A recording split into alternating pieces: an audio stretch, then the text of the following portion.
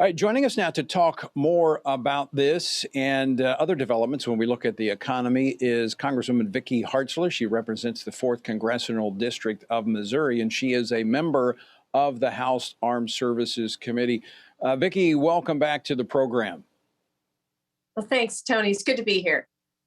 I want to get your thoughts on the update we just received from Chuck Holton. But first, I happened to see an article about you in the local paper there in Missouri over the weekend.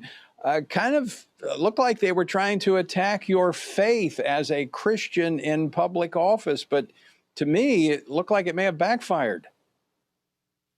Well, it is true. I'd hoped that they did a profile piece and talk about my work on the Armed Services Committee and as an Agriculture Committee and other things that I have done.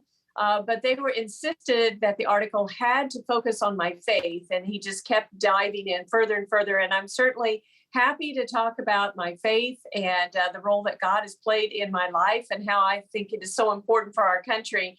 So the article tried to pigeonhole me, but I think it was positive, and hopefully God will use it for his glory. Well, I can attest to the role your faith has played as I've worked alongside you since you arrived in Congress. And I'll tell you what, I don't think we can find a better champion for faith, family, and freedom than what you've done, not only for the citizens of Missouri, but for families all across this country. Let's talk a little bit about Ukraine. Yesterday, Kevin McCarthy on Fox News saying, had the United States, had the Biden administration provided the resources earlier and taken a stand in a firmer fashion earlier, we may have avoided this this war, that Putin may not have invaded Ukraine. Do you believe that? Well, it's something, unfortunately, we will never know, but I certainly think peace through strength is the way to go. And to being a strong deterrent is the best remedy to preventing aggression. And sadly, we did not get this equipment to them soon enough. Many of us were calling for for us to step up and to send this last fall. And it is just now in the last few weeks starting to arrive in the numbers that we really need for the Ukrainians. So I wish it could have gotten there sooner. But I am pleased that we are continuing to provide them with things. Last week, the president did announce another $800 billion, which is going to include armored personnel carriers, helicopters, more javelins, over 50,000 just helmets and body armor. Some of the things that they could have used a lot sooner.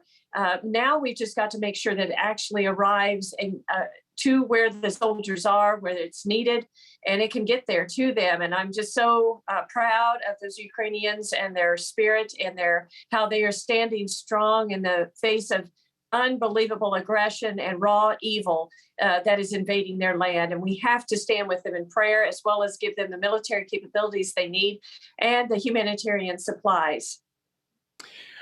Are we moving in the right direction as a country in terms of the Biden administration and the support we're giving? I know we're up against a break, but very quickly, are we moving in the right direction?